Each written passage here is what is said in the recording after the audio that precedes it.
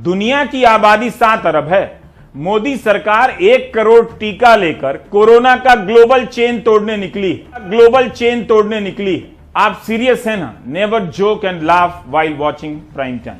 दिल्ली में पोस्टर लगाने के जुर्म में 25 लोग जेल चले गए। ऑक्सीजन की सप्लाई कम होने से कितने लोग अस्पताल के भीतर तड़प कर मर गए, कोई जेल नहीं गया।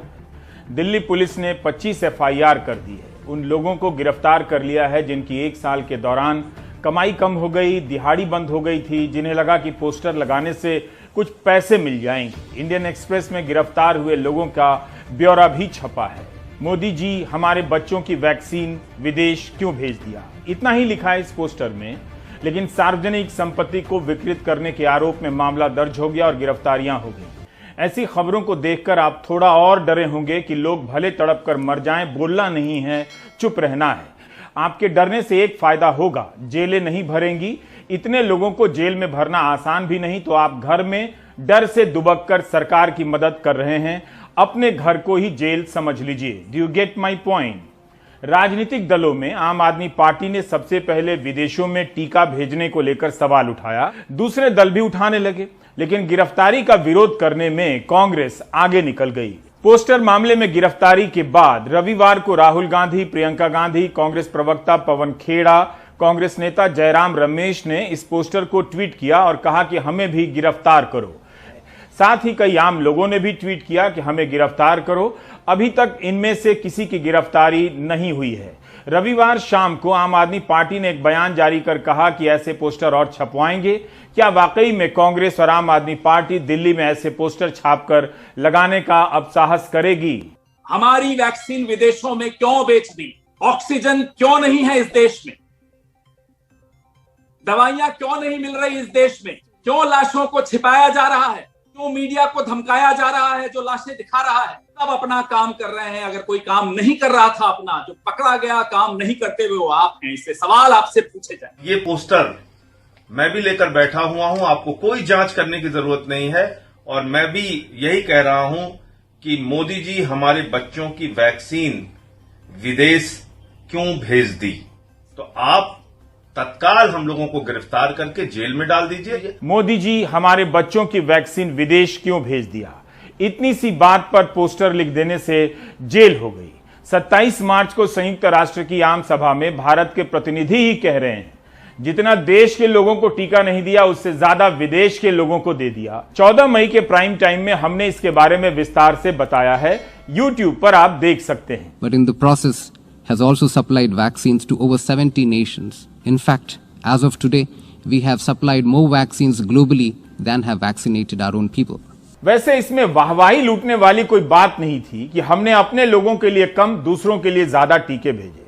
भाजी छत्रपति के सवालों के जवाब में स्वास्थ्य राज्य मंत्री लिखित जवाब देते हैं और सरकार की नीति बताते हैं।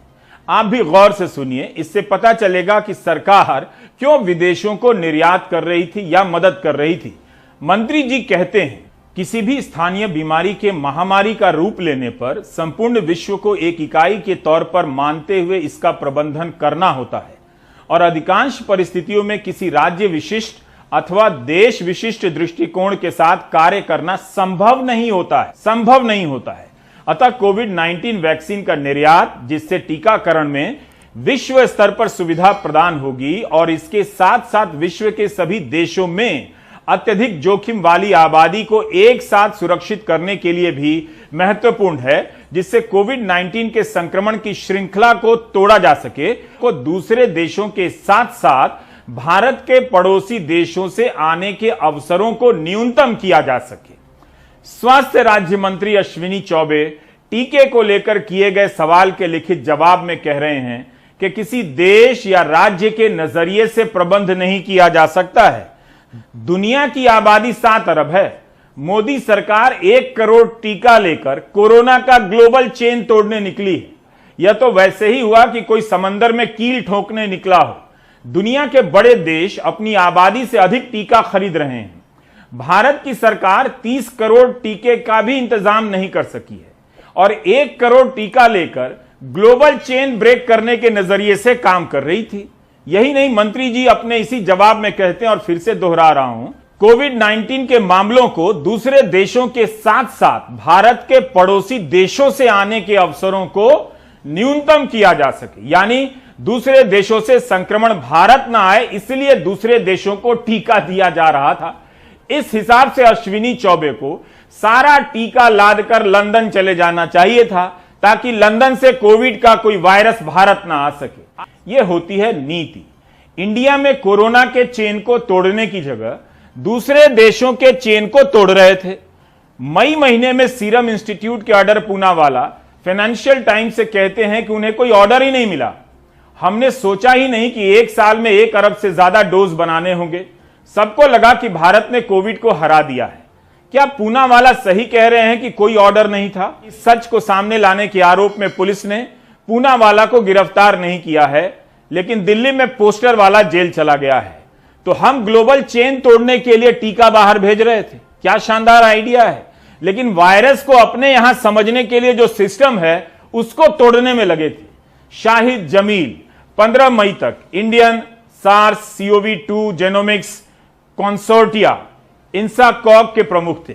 अपने पद से इस्तीफा दे दिया। यह कमेटी दिसंबर में बनी थी और इस कमेटी ने भारत में फैले वायरस के बारे में चेतावनी मार्च के पहले हफ्ते में ही सरकार के चोटी के अधिकारियों को दे दी थी। जरूर चेतावनी की लिखित कॉपी होगी, लेकिन भारत की जनता को कैसे मिलेगी? आपको याद होगा कि मार्च के ही पहले हफ्ते में स्वास्थ्य मंत्री डॉक्टर हर्षवर्धन ने कहा था कि भारत में महामारी खत्म होने को है। तो क्या स्वास्थ्य मंत्री को जीनोम कमेटी की चेतावनी नहीं पहुंची?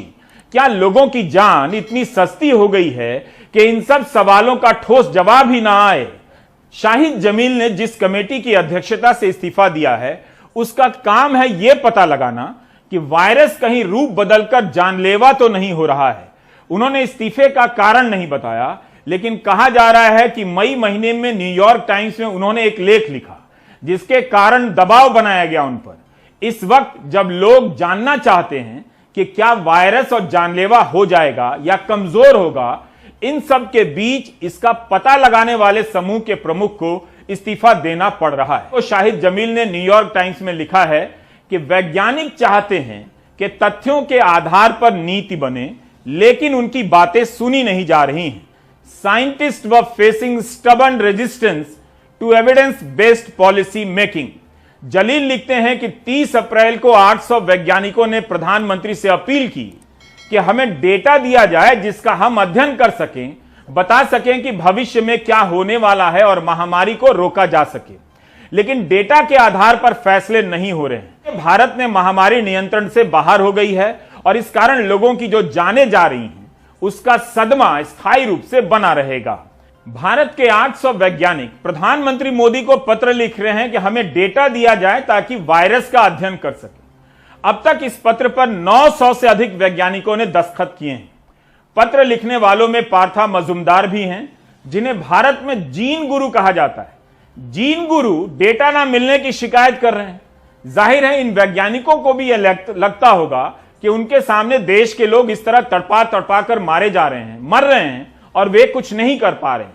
900 वैज्ञानिकों का पत्र लिखना क्या सामान्य घटना है? LS शशिधर भी हैं, जो Indian Institute of Science Education और रिसर्च में प्रोफेसर हैं। Professor LS Shashidhar International Union of Biological Science के अध्यक्ष हैं। इस स्तर के लोगों को पत्र लिखना पड़ रहा है कि हमें डेटा दिया जाए ताकि हम बता सकें, अध्ययन कर सकें कि यह वायरस भविष्य में क्या रुख लेगा। वैज्ञानिक डेटा ही नहीं मांग रहे हैं, बल्कि यह भी कह रहे हैं कि आत्मनिर्भर भारत की नीति ने उनके काम को कितना धीमा कर दिया है। इस पत्र में तो यह भी लिखा है कि आत्मनिर्भर भारत की नीति के कारण वैज्ञानिक उपकरणों का आयात करना एक जटिल काम हो गया है। काफी समय लग रहा है। इसके लिए मंत्रालयों के सचिव से मंजूरी लेनी पड़ रही है। यही कारण है कि हम टेस्टिंग नहीं बढ़ा पा रहे हैं और ना हम वायरस की सटीक जीन सीक्वेंसिंग कर पा रहे हैं। हम मांग कर रहे हैं कि ऐसे अंकुशों को हटा लिया जाए। इसमें एक पॉजिटिव न्यूज है, वो ये कि पत्र लिखने वाले वैज्ञानिकों को जेल नहीं भेजा गया है, पोस्टर लगाने वाले गरीब मजदूरों को ही भेजा गया है।